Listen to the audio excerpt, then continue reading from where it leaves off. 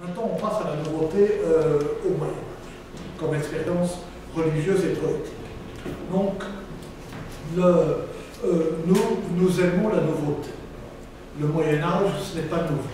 Et nous avons l'impression que le Moyen-Âge n'aime pas la nouveauté. Vous savez que quand on fait une dissertation, il faut toujours chercher le paradoxe du sujet. Eh bien, le paradoxe, il est ici. Nous aimons tellement la nouveauté que ce n'est jamais assez nouveau. Vous voyez, ces affiches publicitaires où on a collé, enfin, qui donnent l'impression qu'on a collé dessus un bandeau supplémentaire en travers, tellement vite, maintenant que c'est en travers, il écrit nouveau. Comme si la nouveauté était si récente qu'il avait fallu au dernier moment modifier pour la signaler des affiches qui sont à peine imprimées.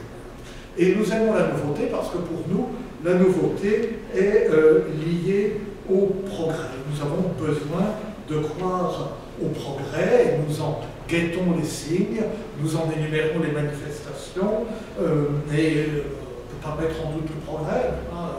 La longévité augmente, l'univers est en expansion et tout le monde a des tablettes numériques et il y a des réseaux sociaux, donc le progrès existe. Et nous voulons voir dans le progrès scientifique, médical, technologique, le reflet, la confirmation, la condition d'un progrès des idées, de l'organisation politique et sociale, des mœurs, tout ça, ça se mêle pour nous dans la grande marmite du progrès. Et dans cet enthousiasme pour le progrès, nous nous répétons constamment, je ne sais pas si ça se dit tellement, en français ça se dit constamment, nous ne sommes plus au Moyen-Âge. Si, ça se dit. On lit ça dans les journaux américains aussi. Chaque fois qu'il y a une dictature quelque part, un système particulièrement tyrannique, un système judiciaire particulièrement cruel, on dit que c'est médiéval. Pauvre Moyen-Âge, c'est toujours lui, à lui que ramène la régression, c'est toujours lui qu'on invoque quand on parle d'obscurantisme et de barbarisme. Pas sûr que les mœurs aient été beaucoup plus cruelles au Moyen-Âge qu'au néolithique, ou même dans l'Antiquité romaine.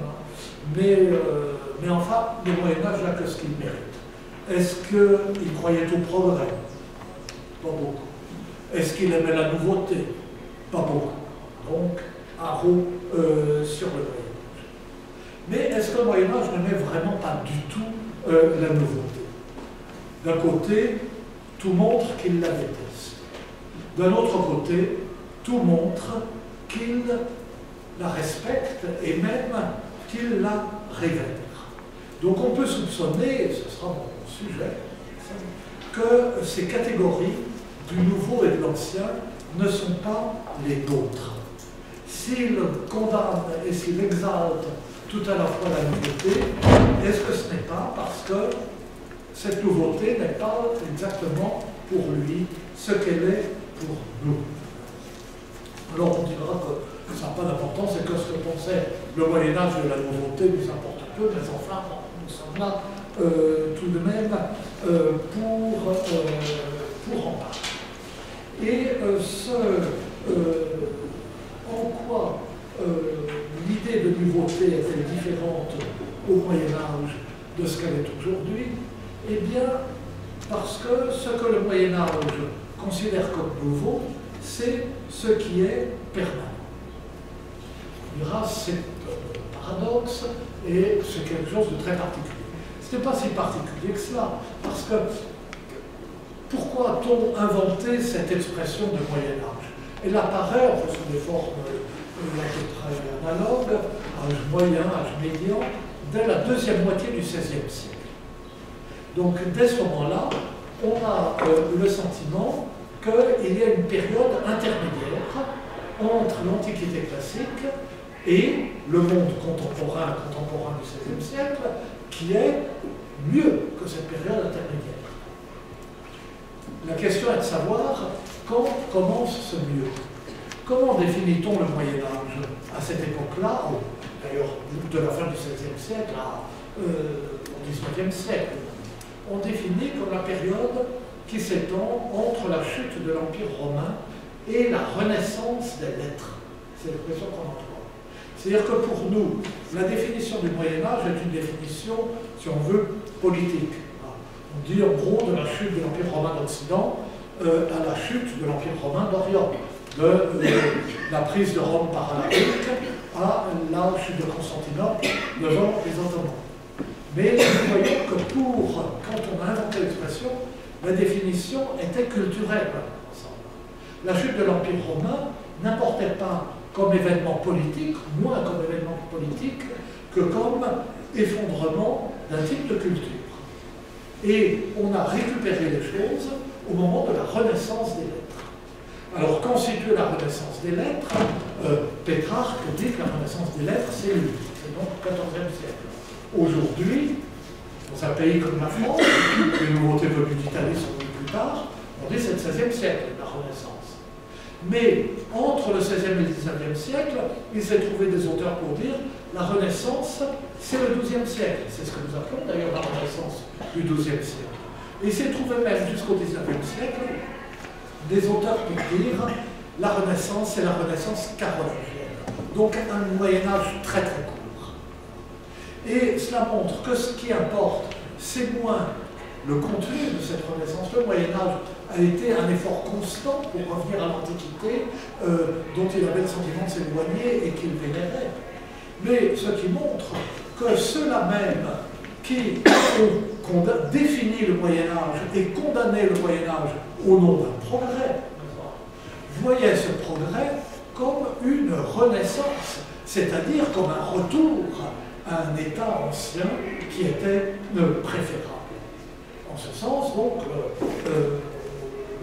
les époques ultérieures n'ont rien à envier au Moyen-Âge. Mais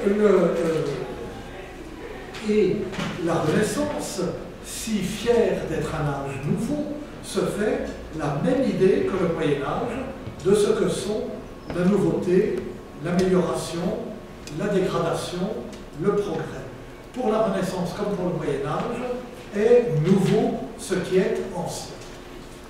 Et nouveau ce qui est ancien, donc encore une fois, ça paraît une formule tout à fait paradoxale, tellement outrée qu'elle frise le non-sens, mais voici pourtant un auteur que je vais citer, qui la cite comme une évidence.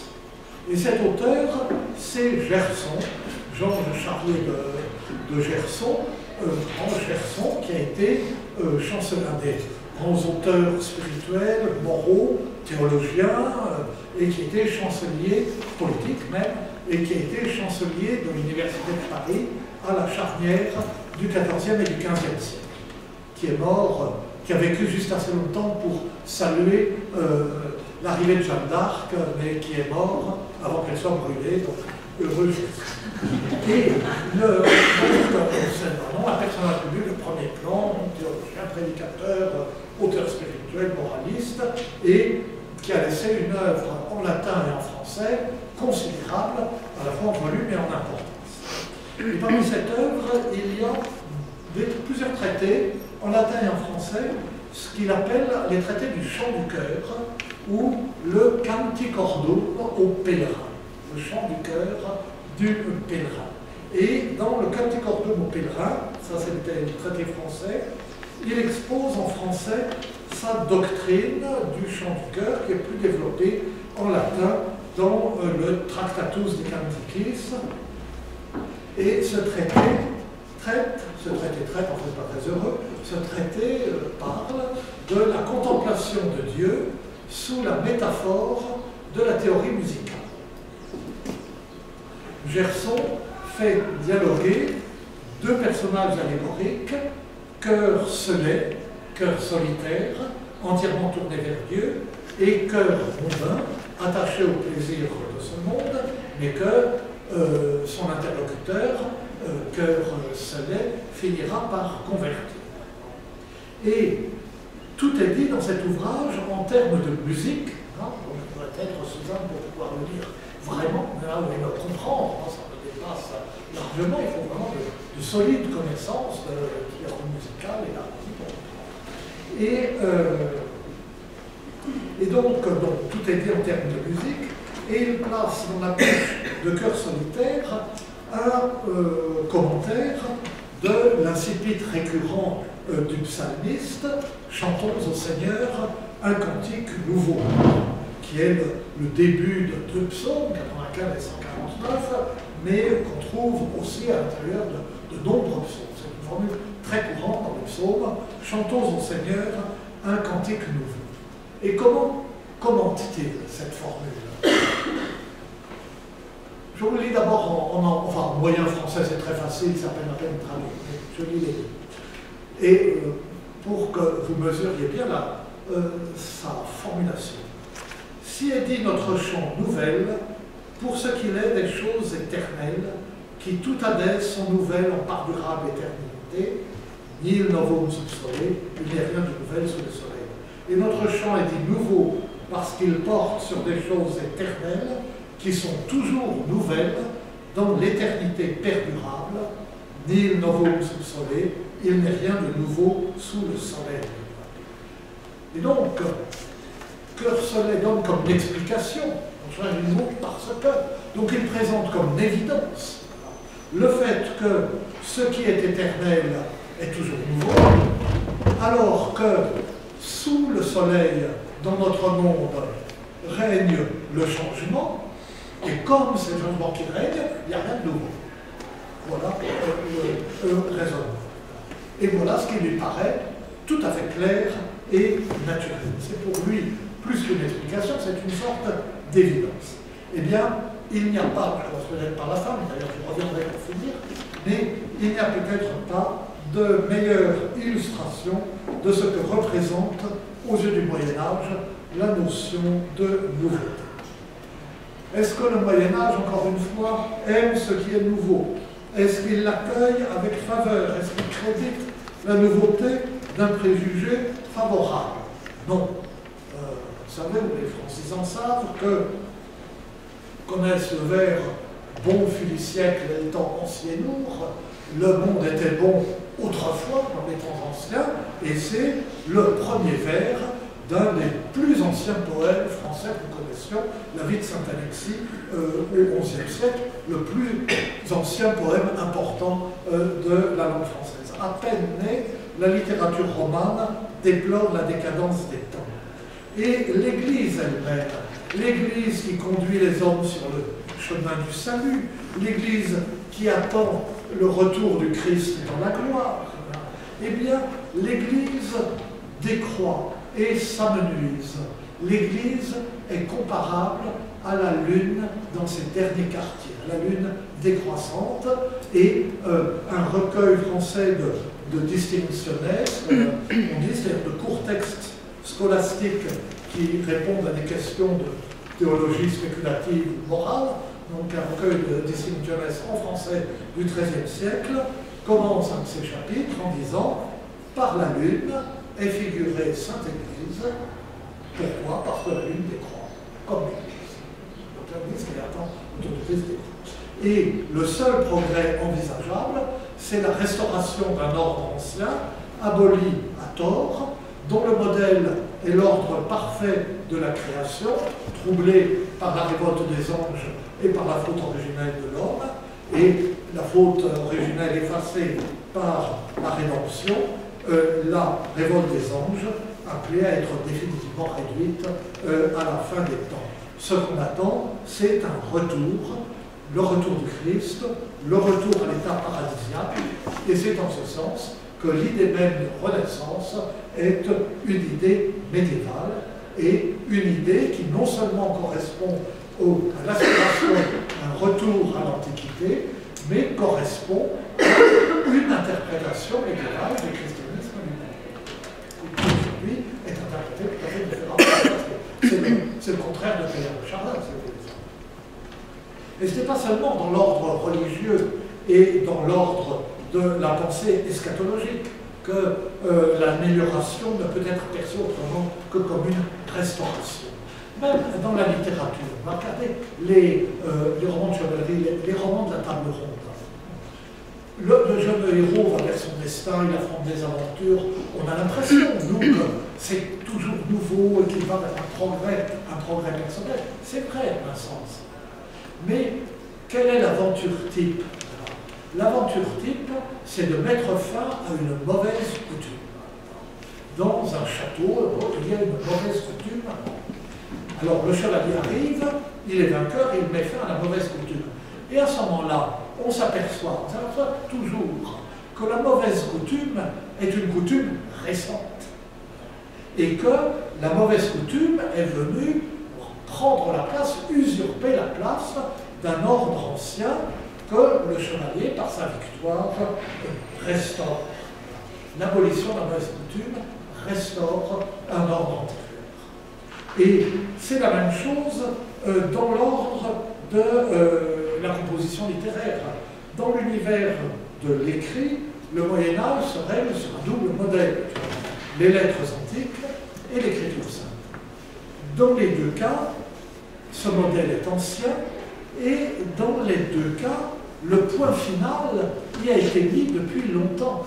Ce qu'il y a de particulier dans l'attitude littéraire du Moyen-Âge au regard de ces modèles, c'est que ces modèles sont considérés comme finis. Ces modèles ne se prêtent qu'à la sauvegarde et à l'imitation. S'agissant de la littérature païenne, pourtant si admirée, si aimée, si copiée, si imitée, cette littérature est rejetée naturellement par la révélation chrétienne dans un passé définitivement révolu, un passé sans avenir, malgré l'obscure inspiration qu'il peut y avoir certains des auteurs antiques, Platon ou la quatrième églogue de Virgile. Mais là, le cœur de la littérature antique, c'est la fable, c'est la mythologie. C'est quelque chose qui, par définition, est faux, puisque c'est les récits sacrés d'une religion fausse. Donc, on imite quelque chose qui non seulement est fini, mais qui peut-être qui n'a pas le droit de continuer. On est obligé de considérer comme fini. Et s'agissant de l'écriture sainte, elle est enfermée dans la périodisation stricte qui marque les étapes de la révélation. L'Ancien Testament est lu comme une sorte d'immense prophétie de la venue du Christ. Le Nouveau Testament se borne à la très courte période où notre Seigneur allait corporellement sur terre, comme disent les prédicateurs de cette époque, et aux quelques années qui suivent, jusqu'à la mort des apôtres. La littérature patristique appartient au passé de l'Église primitive. Là encore, il s'agit d'un passé révolu qui ne se prête qu'aux commentaires et à l'imitation. On lit, on relit indéfiniment l'écriture, on ne va pas la continuer. Enfin, on peut dire, mais en gros, c'est ça. Et bien souvent, la seule ambition affichée par les poètes médiévaux est de garder le souvenir fidèle de leurs prédécesseurs, de leurs sources, de leurs modèles, de les préserver de l'oubli. Cette revendication est l'entrée en matière typique des chansons de gestes. Ça s'est passé il y a très longtemps. On l'a raconté, les autres le racontent mal, l'ont déformé. Je reviens à la version authentique. Elle est argumentée avec une minutie pédante dans le long prologue du roman de Troie de Bois de Saint-Maur, ces premiers romans français, qui sont des adaptations d'œuvres de l'Antiquité latine. Un texte aussi connu que le prologue des Lettres Marie de France, de 1170, dit, Marie de France dit, oui, je voulais traduire une œuvre du latin, mais ça c'est trop fait, c'est devenu banal. Et bon, peut-être je vais garder la mémoire de poèmes bretons menacés par l'oubli. Plousour en est oi compté, nesveuil nessier oublié. J'en ai entendu raconter beaucoup, je ne veux pas les laisser tomber dans l'oubli. Donc, une attitude d'ethnologue, une attitude de collecteur de littérature folklorique. Et enfin, si l'accumulation du savoir a bien pour résultat son accroissement, ce progrès apparent cache une régression réelle. C'est ce que dit la formule partout répétée que Jean Saulsbury attribue à Bernard du Chartres. Nous sommes des nains jugés sur les épaules de géants. Nous pouvons voir plus de choses qu'eux et des choses plus éloignées, non grâce à l'acuité de notre propre vision ou à notre taille, mais parce que nous sommes supportés et élevés par leur taille gigantesque. Et une variante plus fréquente se trouve par exemple dans le prologue du Bestiaire d'amour de Richard de Fournival, qui dit que personne ne sait tout, mais que chacun sait quelque chose. De sorte qu'à force de se réunir et d'accumuler des savoirs partiels, on réussit à avoir une vision globale. Mais ce n'est pas un progrès, c'est une accumulation d'atomes. Et au reste, les modernes que l'on oppose aux anciens dès le Moyen-Âge, le Moyen-Âge emploie le mot modernie et moderne. Mais ces modernies ne sont pas, si j'ose ce barbarisme, où je m'en aussi sur la guerre, des odiernies. Moderne vient de modo, qui veut dire récemment, et non pas de odier aujourd'hui. Les anciens appartiennent à un passé lointain, et les modernes appartiennent à un passé récent, comme si ce qui était absolument contemporain ne méritait même pas d'être considéré. Bref, le Moyen-Âge ne fait pas grand cas de ce qui est nouveau. Et pourtant, il en fait, je disais, un cas extrême. Aucun mot, si ce n'est le mot amour, n'est aussi valorisé par le christianisme que le mot nous, nouveau. Triomphe de l'homme nouveau, de la vie nouvelle, de la nouvelle alliance, du Nouveau Testament, de la Jérusalem nouvelle, du calice nouveau, du cantique nouveau. Cela revient sans cesse. Il faut tuer en soi le vieil homme pour renaître avec le Christ, dit Paul. On ne met pas du vin nouveau dans de vieilles outres. On ne répare pas un vieux vêtement avec une étoffe neuve, dit l'Évangile. Les ennemis du Fils de l'homme sont des sépulcres blanchis. Et pour suivre le Christ, il faut laisser les morts enterrer leurs morts. Donc, cette époque qui déteste la nouveauté vit tout entière de textes sacrés et d'une religion qui l'exalte constamment. Plus du tiers des occurrences de nous dans la Bible se trouvent dans le Nouveau Testament, qui est pourtant si bref. Et plus de la moitié, si on inclut les prophètes et les psaumes, c'est-à-dire la partie de l'Ancien Testament que le christianisme s'est absorbé directement. Et le Moyen-Âge chrétien adhère pleinement, en fait, à cette exaltation de la nouveauté.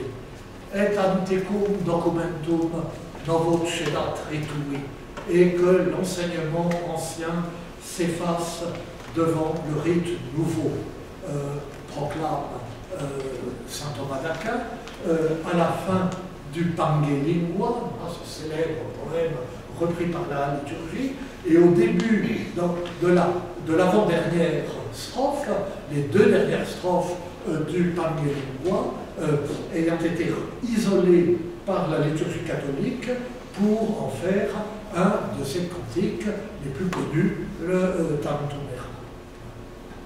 Non, il y a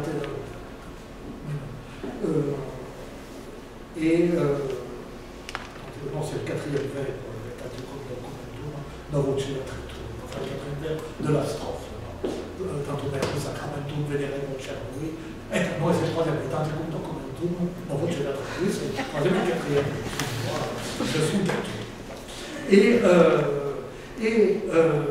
donc, le Moyen-Âge adhère à cette exaltation de la nouveauté, il y adhère à travers sa vision eschatologique de l'histoire, mais aussi à travers une spiritualité et une réflexion sacramentelle centré sur la conversion du cœur.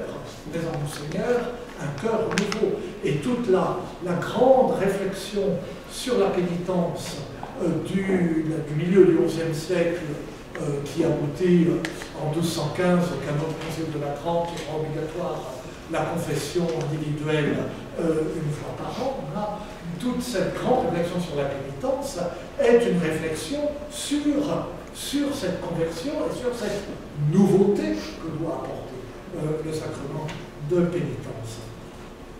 L'humilité franciscaine se reconnaît donc la population vers le même moment, enfin au moment de retentissement du XIIIe siècle, se reconnaît dans le nouveau-né de la crèche, dont François d'Assise est un objet de dévotion, puisque c'est lui qui a fait la première crèche, et les auteurs les plus nourris de lettres antiques puisent dans la foi l'élan d'un renouvellement. Par exemple, l'Anticlodianos d'Alain de Lille, au XIIe siècle, décrit dans une forme littéraire empruntée à la latinité classique, dans le cadre d'une pensée inspirée du Timée de Platon, enfin la partie du Timée sur du monde, celle qui était connue par la traduction de Calcidius, eh bien, l'Anticlodianos décrit la création à la demande de nature, mais grâce au voyage de prudence auprès de Dieu et grâce à la philosophie supracéleste, telle, la philosophie supracéleste de la sagesse divine qui éclaire théologie, décrit la création d'un homme parfait qui est l'homme nouveau, régénéré par le Christ. L'Anticlodianos se fonde sur les traditions littéraires et sur la pensée philosophique de l'Antiquité pour décrire la création de l'homme nouveau. Et Jean-Yves Tilliette a montré, vraiment admirable, que la Poetria Nova de Geoffroy de Vinsauf, qui est un de ces arts poétiques latins, qui avait été autrefois publié par Farral, dont on ne sait généralement pas trop quoi faire, parce que, alors, nous précipitons sur ces traités, on se dit que ce sont des traités théoriques, ça va nous donner des idées sur la poétique médiévale. En réalité, on tombe sur des espèces de livres de recettes, et alors Jean-Yves Tilliette a montré ce qu'il pouvait en faire. Et il a montré que la Poetria Nova, je veux dire, c'est le plus intéressant de ces textes, la Poetria Nova de Geoffroy de Vinsauf s'appelle Poetria Nova, nouvelle poétique, parce qu'il il reprend l'Épitropison, l'art poétique d'Horace, et qu'il veut renouveler le vieil art poétique d'Horace en mettant la poétique au service de la parole de Dieu, de la parole chrétienne. Et ça s'appelle Poetria Nova parce que c'est un art poétique chrétien. Voilà, dans l'idée de son auteur. Alors, où trouver la résolution de cette contradiction entre la haine de la nouveauté et l'amour de la nouveauté? Eh bien, il me semble, c'est peut-être parce que moi je ne suis pas philosophe, j'ai beaucoup de mal à penser, et donc je trouve que, il me semble que ce n'est pas du côté de la pensée spéculative qu'on trouve une formulation, enfin une pensée de cette contradiction, une solution de cette contradiction, mais plutôt dans l'ordre de la poésie. Et on la trouve, cette résolution de la contradiction, dans l'ordre le plus humble de la poésie, et dans son ordre le plus élevé, le plus intellectualisé, si on veut. Dans l'ordre le plus humble, avec cette expression de chansonnette nouvelle, qui répond en mineur au cantique nouveau du psalmiste. Farai chansonnetta nueva, ansgevant Michel di Cueva. Je vais faire une chansonnette neuve avant qu'il vente, gèle ou pleuve. C'est une chanson qui a été attribuée longtemps à Guillaume Neuf au premier troubadour. Pourquoi faire une chansonnette neuve avant qu'il vente, gèle ou pleuve? Pourquoi faire une chansonnette nouvelle avant la mauvaise saison? Parce que à la mauvaise saison, rien ne pousse plus et que la fécondité du vivant est enseignée. Voilà pourquoi. Si le mot nouveau revêt une telle importance, si c'est un mot qui revient si fréquemment dans l'association de la poésie lyrique entre la nature printanière et l'amour, qui commande ces strophes printanières initiales, chansons des troubadours et des trouvères, c'est Natureingang, comme les Allemands, chansons nouvelles, saisons nouvelles, herbes nouvelles, roses nouvelles, amour nouvelle.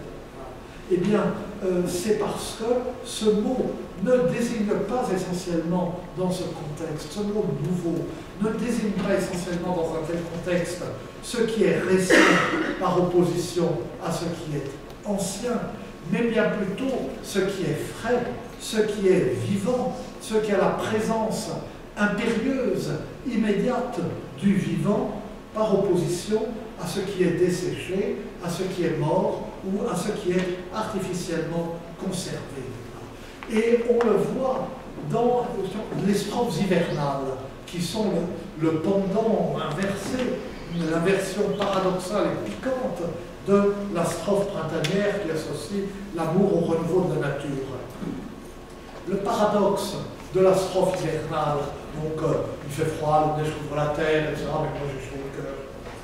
Et le paradoxe de cette strophe, ce n'est pas que l'amour se prolonge au-delà de la saison des nids, du printemps, la saison de l'amour, mais c'est que le vivant puisse éclore dans toute sa fraîcheur, malgré l'endormissement de la nature, malgré le retrait de la sève.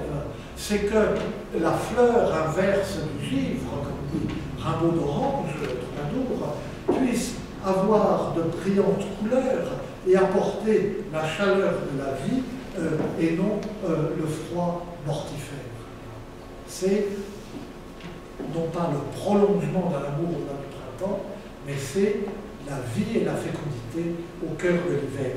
Dans un autre contexte, ce miracle, c'est la rose de Noël. C'est une rose à célèbre cantique allemand, qui a apporté une fleur au milieu du hiver froid à la nuit. Et d'ailleurs, seul l'été venant après l'hiver est dit nouveau. Le printemps est dit nouveau. On ne parle jamais de la nouveauté de l'hiver. Pourtant, l'hiver succède à l'été, comme l'été succède à l'hiver. C'est au prix d'un changement tout aussi grand et tout aussi vigoureusement dépeint par les poètes. Ce n'est pas qu'ils ne sont pas attentifs, bien au contraire. Mais ils n'auraient pas l'idée d'appeler ça nouveau. Le nouveau, c'est le vivant. Vivantes, telles sont les amours nouvelles. Alors, évidemment, il faut bien le reconnaître, le vert, couleur du renouveau printanier, est aussi la couleur de l'inconstance. Et dans le Vouerdi, Machaut se plaint qu'en lieu de bleu, dame, vous vestez vert, qu'au lieu de bleu, madame, vous vous vêtiez de vert. Soupçonne l'inconstance.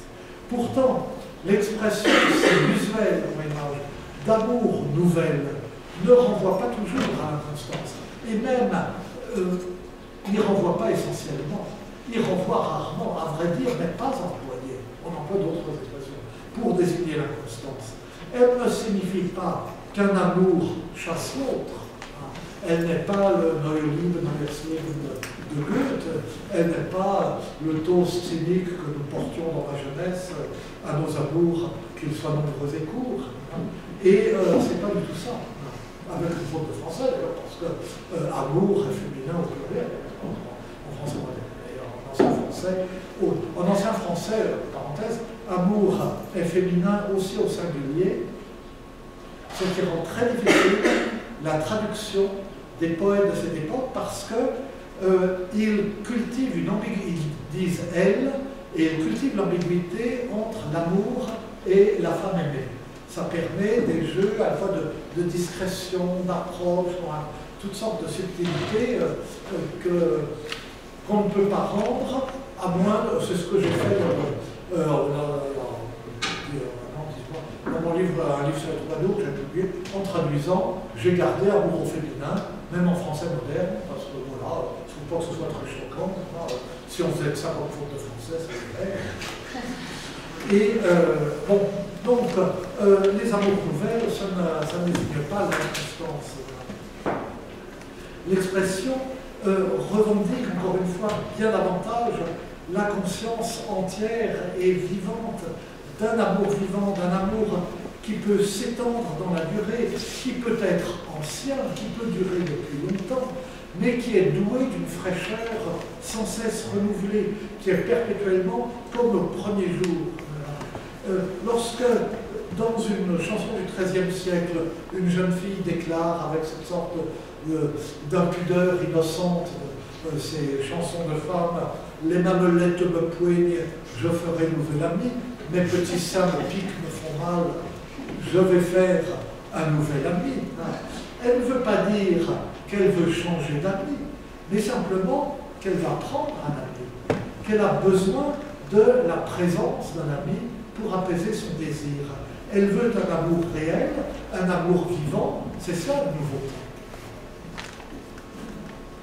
Dans ma jeunesse, il y a bien longtemps, où nos professeurs de philosophie étaient généralement des personnalistes, eh bien, ils nous enseignaient qu'il faut être à chaque instant présent à sa propre conscience. Mais par son usage du mot nouveau, le lyrisme médiéval signifie, montre que la conscience veut dire que la conscience doit être à chaque instant présente à son propre amour. Un amour nouveau, c'est un amour qui est toujours vivant dans la conscience. Et pas seulement le lyrisme. Il y a dans les textes connus, au début du Chevalier au Lion de Chrétien III, on s'est demandé si le mot nouvelle désignait les informations qui circulent entre les courtisans, la cour du roi Arthur, ou déjà la forme littéraire du récit bref, les novas, avec la forme du pluriel, en langue locque dès le XIIIe siècle, puis un peu plus tard, novella en latin, et puis plus tard, nouvelle en français. Si on pose la question en ces termes, elle ne peut pas être tranchée. Il est impossible de savoir, à partir de ces deux vers, ce que voulait dire Chrétien III. Mais il suffit de rappeler que la nouvelle n'est pas ce qui vient de se produire ou ce qu'on vient d'apprendre, mais ce dont le récit provoque la présence de la conscience à elle-même. La nouvelle, c'est l'excitation de l'attention. Et c'est pourquoi, comme le dit très bien Chrétien, la seule alternative à la nouvelle, c'est l'amour. Lien raconté nouvelle, les autres parlaient d'amour. Les uns racontaient des nouvelles, les autres parlaient de l'amour. C'est l'amour.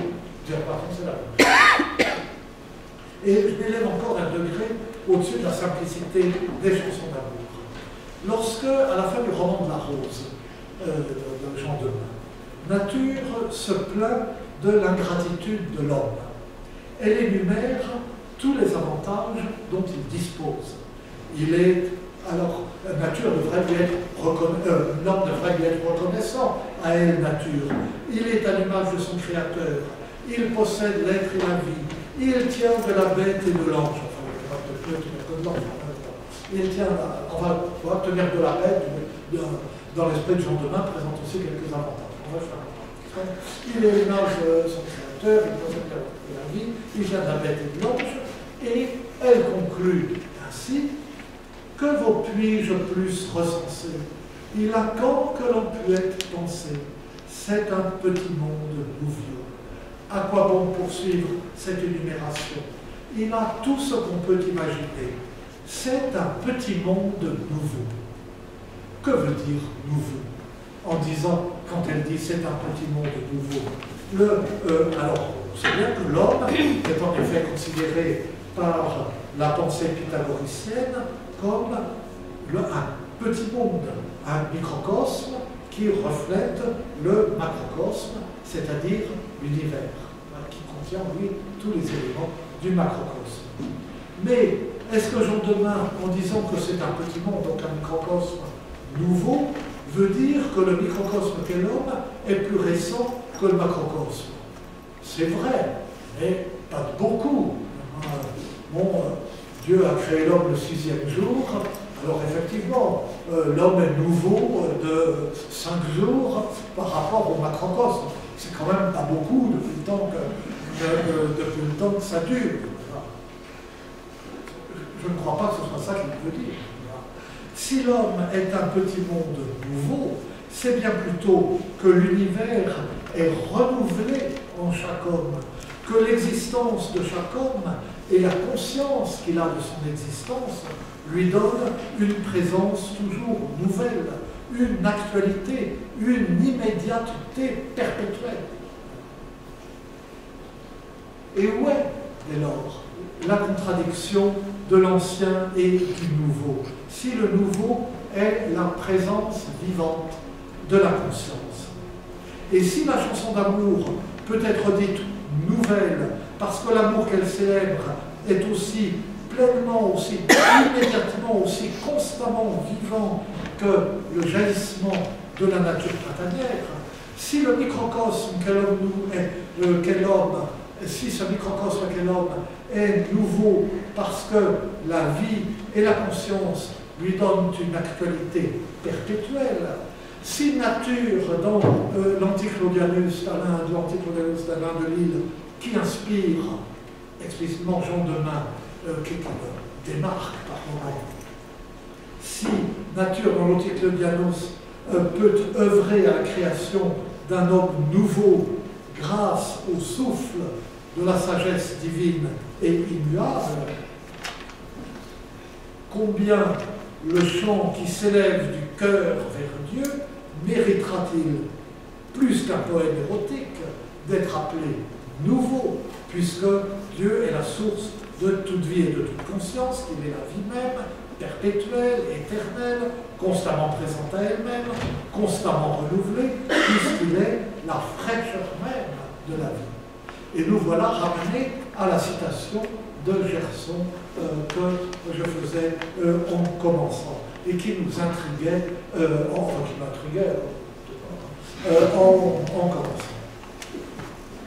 Les choses éternelles, toutes Hadès sont nouvelles en perdurable éternité, sont toujours nouvelles dans l'éternité perdurable. Tout est dit. Le nouveau, c'est l'acuité de la conscience de ce qui est perpétuel. Il n'y a rien de nouveau sous le soleil, ni le nouveau sous le soleil, ni le nouveau sous le soleil, vieille citation éculée de l'Ecclésiaste. Il n'y a rien de nouveau dans ce monde qui change sans cesse, qui vieillit, qui dégénère, dans lequel on vieillit et on meurt. Il n'y a rien de nouveau. Il y a un texte, un sermon du XIIIe siècle qui dit la vie, c'est toujours pareil. Il faut se lever le matin, puis il faut toujours manger. Et puis une fois qu'on a mangé, après on faut toujours manger. Puis après, on recommence. Je ne dis pas c'est métro, boulot, dodo, mais c'est ça que ça veut dire. Eh bien, voilà. Et dans l'éternité de Dieu, dans la conscience du Dieu vivant et immuable, tout est éternellement et perpétuellement nouveau. Et c'est pourquoi le Canticum Cordis de Gerson, le chant du cœur qui unit l'âme à Dieu, est un chant nouveau. Et c'est pourquoi Cœur Céleste peut citer Chantons au Seigneur, un cantique nouveau à juste titre. Telle est la nouveauté que célèbre le Moyen-Âge. Ce n'est pas la nouveauté de la mode, du placard publicitaire avec écrit nouveau dessus, ce n'est pas la nôtre, avec notre idée d'une nouveauté liée à un progrès. Mais ce n'est pas pourtant que nous ne puissions pas la concevoir, cette nouveauté médiévale, ni la transposer dans nos modes de pensée. Ce que j'ai dit en essayant de coller ou de reconstituer, enfin j'ai réussi ou j'ai raté, je n'y étais pas, mais de reconstituer la pensée médiévale, la façon dont le Moyen-Âge voit les choses. Eh bien, on pourrait l'exprimer à la manière d'auteurs contemporains. Nous pourrions le dire à la manière de Proust. Le contraire du nouveau, c'est l'habitude. Non parce que l'habitude suppose l'ancienneté, mais parce que l'habitude endort la conscience. Là, il y a plusieurs passages là-dessus dans Proust, mais un particulièrement développé et illustré. Et le comble du nouveau, c'est le passé retrouvé dans le présent inattendu de la conscience, dans la fulgurance de l'instant. Le comble du nouveau, c'est le passé vécu dans le présent. C'est ce que dirait Proust, c'est ce que dit le Moyen-Âge. Nous pourrions l'exprimer à la manière d'Yves Bonnefoy. La poésie est nouvelle, non pas parce qu'elle dit, parce que ce qu'elle dit n'a jamais été dit, encore moins parce que ce qu'elle pense n'a jamais été pensé, parce qu'elle est pour Bonnefoy à l'opposé de la pensée conceptuelle, mais parce qu'elle est une expérience immédiate et fulgurante du monde. Nous pourrions l'exprimer à la manière de Jean Steiner. La vérité de la littérature se mesure à l'aune d'une réelle présence. Un de ses titres. Le Moyen-Âge le dit un peu comme tous, et surtout, bien sûr, il le dit comme aucun d'eux. La nouveauté, c'est l'expérience que la conscience a d'elle-même dans l'instant. Il est une nouveauté humaine, certes toujours imparfaite, qui trouve son poids et son sens dans une expérience poétique. Le Moyen-Âge ne lui donne évidemment pas ce nom, mais dessine les contours de cette notion dans l'immanence du poème, dans les citations que j'ai faites. Et il est une nouveauté parfaite, parfaitement, totalement nouvelle, c'est la conscience divine qui réunit tous les instants dans l'unique et éternel instant de sa réelle présence.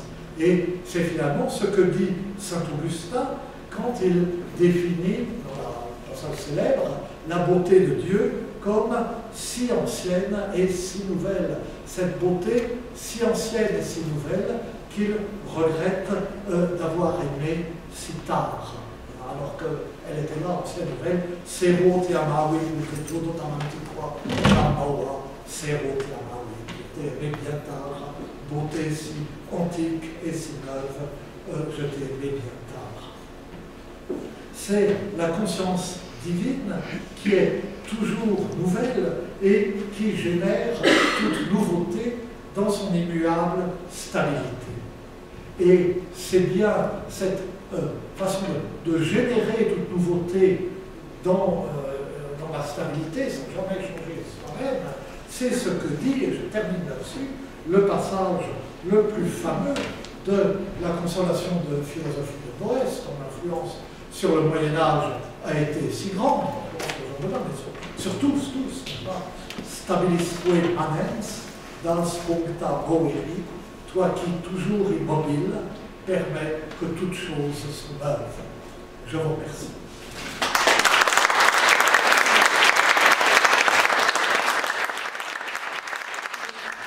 Ce dont votre propos touche à un paradoxe qui m'a toujours frappé dans notre...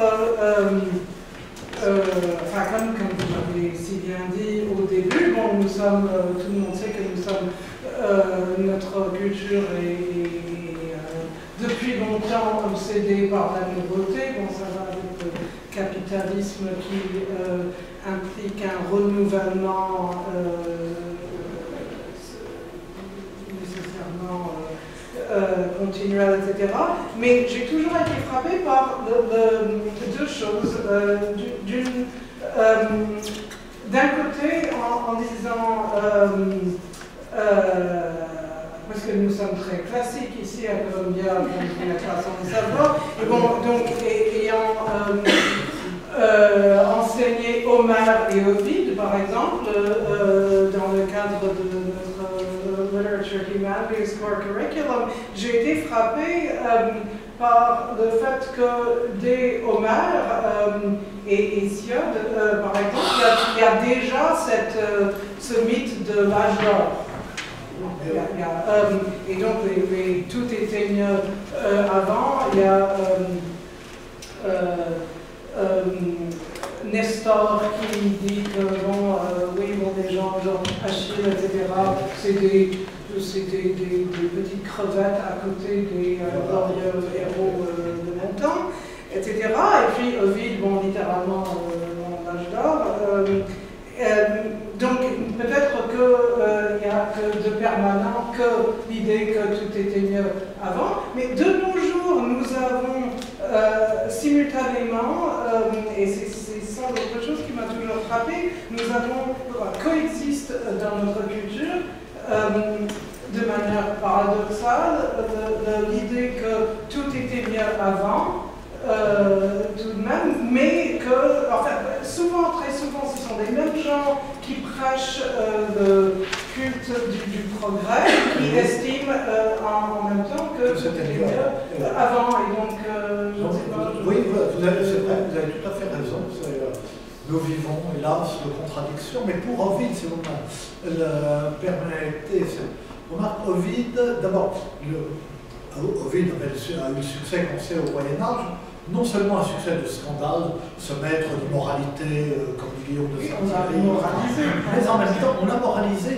On le moralisait d'autant plus facilement. Alors, il y a l'Ovide moralisé, mais il y a une réflexion sur Ovide chez Arnulf d'Orléans bien avant, et comme le début des Métamorphoses, il y a un récit de la Genèse, en somme, qui est très très proche du récit de la Genèse biblique, le déluge, etc.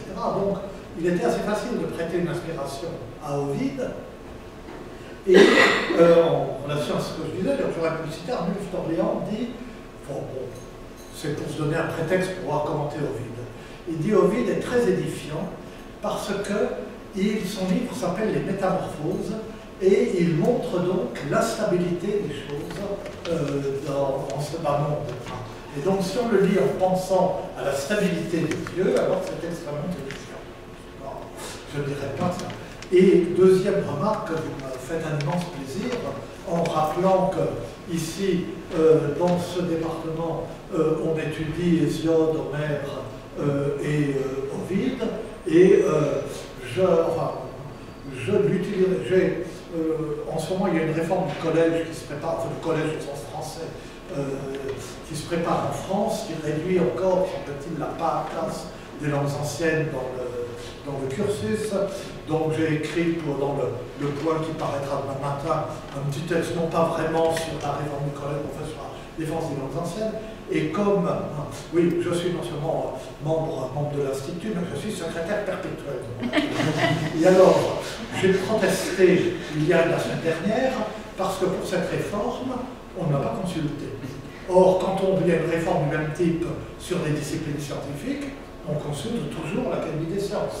Donc, pourquoi pas. Et du coup, comme il y a un petit peu d'agitation, tout à l'heure, j'ai failli arriver en retard pour ça, le directeur de cabinet de Madame le ministre de l'Éducation nationale m'a téléphoné et il m'a expliqué longuement, mais non, vous ne voulez pas tuer le latin et le grec, etc. Et alors bon, on doit se voir et tout ça. Et alors j'accumule de petits arguments, voilà, et comme naturellement nous avons fait des yeux fixés sur les États-Unis et que ce qui se fait ici est toujours mieux que ce que nous faisons nous, c'est vrai.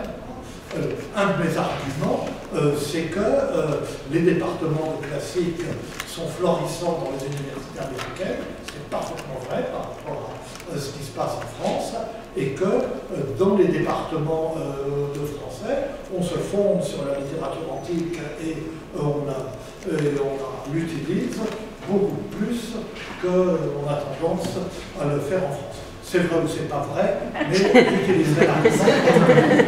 Si je peux me permettre, pour le ministre, je voulais lui dire plutôt que tous les étudiants de Columbia, ceux qui sont des départements français, tous les étudiants de Columbia au niveau du collège, la première année de l'université, étudient ces textes, qu'ils soient scientifiques. Ben oui, mais c'est ça qui est formidable avec le collège. Oui, mais nous n'avons jamais le moyen d'avoir un collège of liberal arts. Mais c'est la conclusion d'un petit article du point. J'en ai vraiment conscience. Je ne veux pas...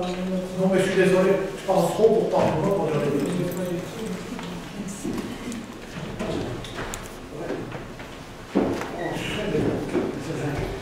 Tout au long de votre conférence, je pensais à votre ouvrage sur la subjectivité littéraire. Est-ce que la subjectivité littéraire, dans la perspective de votre c'est ce que j'ai dit quand j'étais jeune évêque, c'est pas ce qu'on a dit.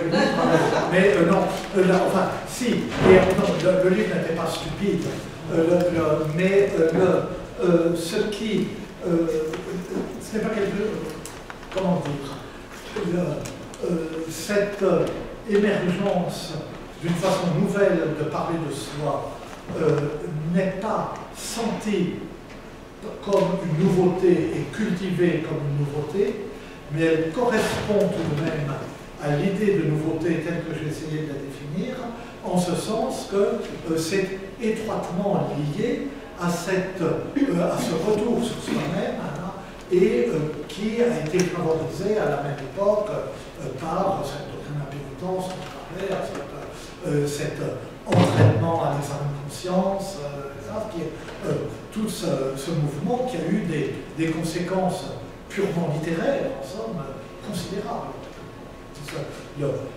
La simultanéité du retour, puisqu'il y a eu Saint-Augustin, du retour à l'autobiographie et de cet entraînement à l'examen de conscience, c'est frappant. Une petite question, en vous remerciant de ramener aussi Gerson ici. Ah, ben non, je pensais bien.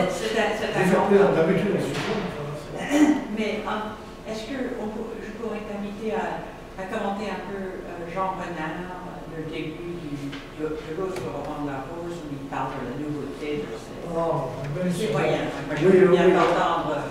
Oui, alors oui, là ça me ramène sur mon terrain, mais ça c'est gentil, parce que ça apporte de l'eau à mon moulin, parce que la nouveauté de ce roman, il est très fier d'avoir inventé un procédé littéraire nouveau, qui est d'insérer des chansons à l'intérieur d'un roman et de faire si habilement qu'on a l'impression que les chansons ont été écrites, composées pour le roman.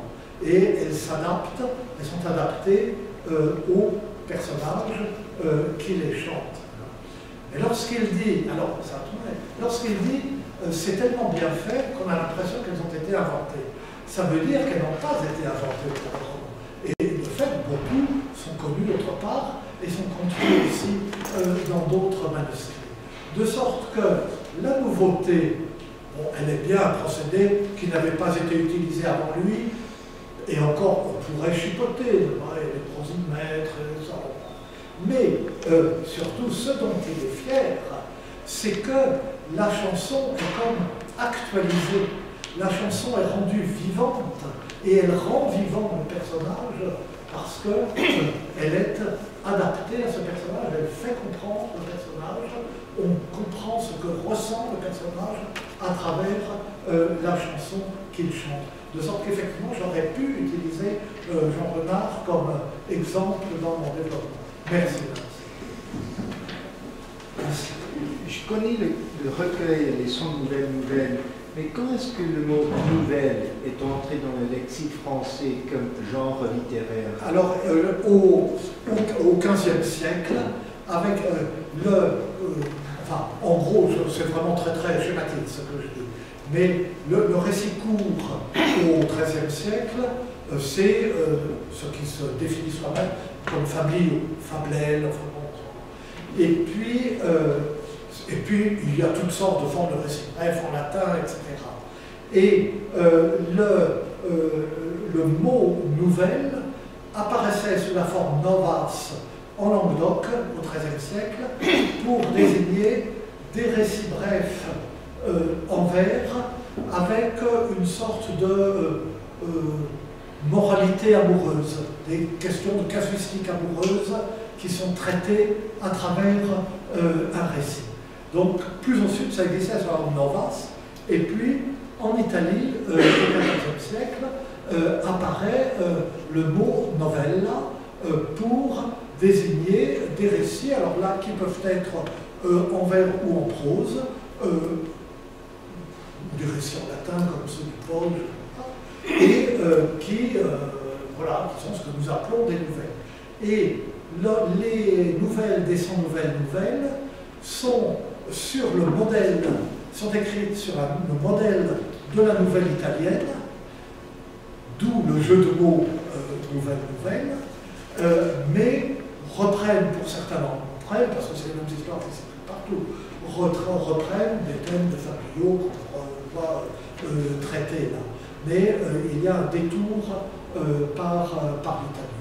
Et alors là, effectivement, quand on dit une nouvelle, il fait un jeu de mots qui suppose l'emploi, le sens moderne du mot nouvelle.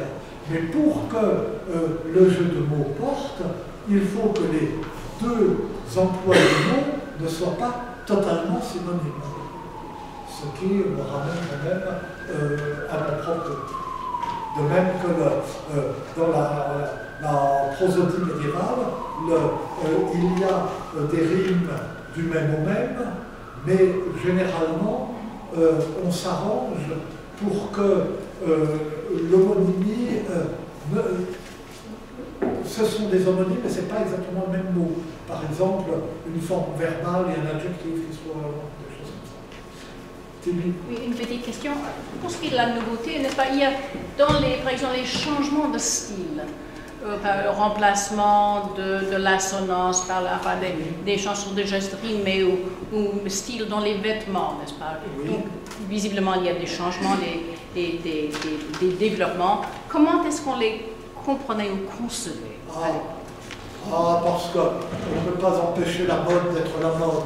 La oui. mode, donc mais la mode, c'est une nouveauté, oui, non, mais c'est vrai, et là, mon propos était beaucoup trop sommaire.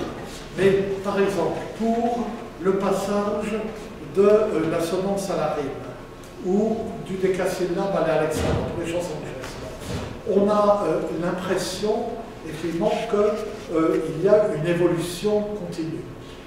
Ce n'est pas exactement cela.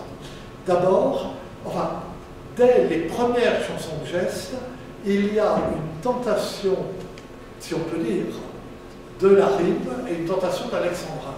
Si vous regardez les premiers vers de la chanson de Roland, ils sont rimés, ils ne sont pas assonancés. Carl les restes, notre empereur Romagne, s'étend tout plein d'été en Espagne, tresse quand la mer conquise d'inter-Alpagne, vient de Castel qui devant lui Romagne. Quatre vers sont rimés. Et dans le manuscrit d'Oxford, on trouve des alexandrins, comme si il y avait une sorte d'hésitation de la langue, et il y a eu, pour les chansons de gestes, effectivement une mode de l'alexandrin à la fin du XIIe siècle, mais qui n'a pas duré. Ensuite, il y en a où continue à avoir un alexandrin, mais il y a eu un retour du décasyllabe. Et dans la chanson de gestes particulièrement, c'est un genre qui est extrêmement conservateur. À la fin du Moyen-Âge, on met les romans et les chansons de gestes en prose parce que la langue a déjà évolué, et la langue du XIIe et du XIIIe siècle commence à devenir difficile, mais jusqu'à la fin du XIVe siècle, et en moyen français, on écrit des chansons de gestes en vers. C'est un genre conservateur et volontairement, c'est un genre qui cultive l'archaïsme.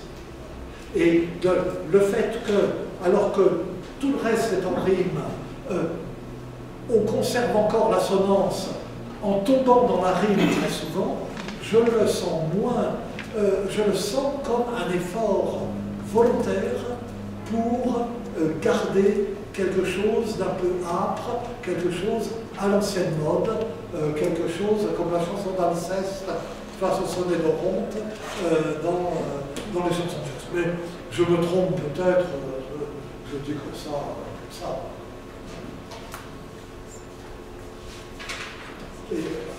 Pardon.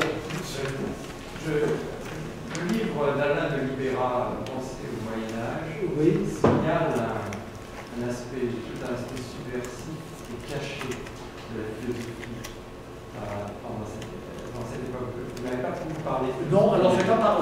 Alors d'abord parce que j'ai scrupule à m'avancer sur les terres d'Alain de Libera, qui a sur moi toutes les supériorités, et qui est un philosophe. Enfin, Penser au Moyen-Âge est un livre accessible. Mais toute la série des livres d'Alain de Libera sur l'invention du sujet, qui est un sujet qui me touche, c'est vraiment très difficile pour moi. Alors effectivement, il a raison, enfin évidemment il a raison, mais les textes et les auteurs dont parle Alain de Libera sont des textes extrêmement spécialisés, si on peut dire, et des textes qui ont été répandus, discutés, qui ont eu cet aspect subversif dans un milieu relativement restreint. Alors que moi je parlais de choses qui étaient à mon niveau, de l'intérieur. Et là, mais même dans ce cas-là, alors, oui, on parle d'invention du sujet, on pourrait parler de la subjectivité littéraire, il y a bien une invention, mais quand on regarde ce qu'il y a dans son invention du sujet, c'est de la part des auteurs mêmes qu'ils commentent, quelque chose qui n'est pas une recherche de la nouveauté. C'est une réflexion sur la philosophie ancienne et une réinterprétation permanente des philosophes anciens et un approfondissement d'Aristote, un approfondissement des philosophes arabes. Alors, on pourrait parler de nouveauté, mais ça ne leur a pas tellement réussi. Enfin, je pense, j'essaie de voir très vite les auteurs dont il parle le plus, à propos du versant proprement philosophique des mystiques allemands, de Descartes. Alors là, il y a des choses qui sont vraiment que les autres n'avaient pas dites. Mais même quand on le lit, on n'a pas l'impression que ces auteurs cherchent, que c'est ça qu'ils cherchent.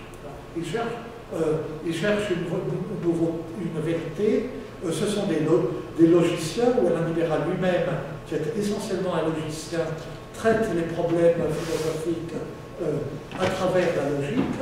Donc, il expose bien des solutions qu'on peut dire nouvelles à des problèmes logiques.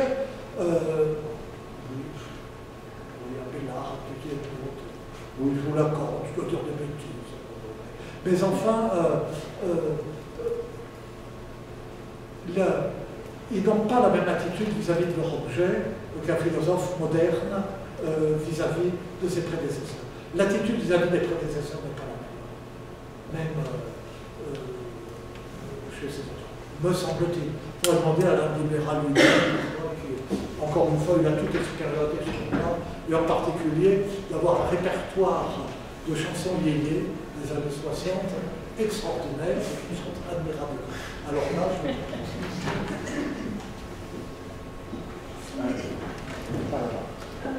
Si on songe au moment de l'Antiquité, par exemple, ils prennent beaucoup de liberté par rapport à leurs modèles qui d'ailleurs ne sont pas anciens. Et les traductions aussi, et toutes les imitations du Moyen-Âge. Par exemple, vous avez cité le prologue de Marie de France, elle est consciente qu'elle fait du nouveau dans la glose. Donc, comment vous commentez le fait que la glose est un renouveau et un changement? Oui, mais ça, vous avez tout à fait raison. Mais ce qu'elle dit, c'est que tout est. Elle dit que la glose permet de comprendre les textes des anciens. Mais ce qu'elle dit, c'est que tout est déjà contenu dans ces textes. Simplement, au moment où ils ont été écrits, ils n'ont pas été entièrement compris, et ils ont été écrits pour dévoiler leur sens peu à peu. De sorte qu'il y a bien, vous avez raison, une nouveauté. On comprend à un moment donné quelque chose de ces textes anciens qu'on ne comprenait pas avant, mais c'est par référence à ces textes eux-mêmes. Elle a une attitude, finalement, qui est la même que celle des philosophes médiévaux. On trouve bien du nouveau, mais on trouve du nouveau dans quelque chose qui le contenait déjà. Ce n'est pas une invention gratuite. Et ce qu'elle finit par faire, hein, c'est conserver la mémoire de ce qui risque de se perdre. Là aussi, elle le donne à comprendre. C'est étaient probablement des pièces musicales, on ne sait même pas s'il y avait un texte avec. Et en racontant l'histoire qui va avec, ou l'histoire qui sous-tend le lait, eh bien, c'est une sorte de développement qui est nouveau en un sens, évidemment, son poème n'existait pas avant, mais qui en même temps s'enracine dans quelque chose de préexistant. C'est du moins comme ça que je le vois. Enfin. Peut-être une dernière question. Oui, monsieur. Je ne veux pas que ce soit une dernière question, mais peut-être un peu en deçà du sujet. Mais je sais qu'en latin, le mot novus a parfois le sens d'étrange, n'est-ce pas? Oui. Et je me suis demandé pendant votre conférence si le concept d'étrangeté avait quelque importance que ce soit dans la question du nouveau, de la nouveauté. Au Moyen-Âge, il me semble avoir lu en ancien français le mot nouveau dans le sens d'étrange ou dans un sens qui va vers l'étrangeté, je ne sais pas. Oui. C'est une question extrêmement intéressante. Et alors, je n'ai pas là présent à l'esprit des occurrences du mot nouveau au Moyen-Âge qui iraient dans ce sens. Remarquez, lorsque deux choses. D'abord, encore aujourd'hui en français, on peut dire de façon familière, ah ben ça c'est nouveau. Pour dire c'est étonnant, c'est surprenant, souvent de façon ironique. Et d'autre part,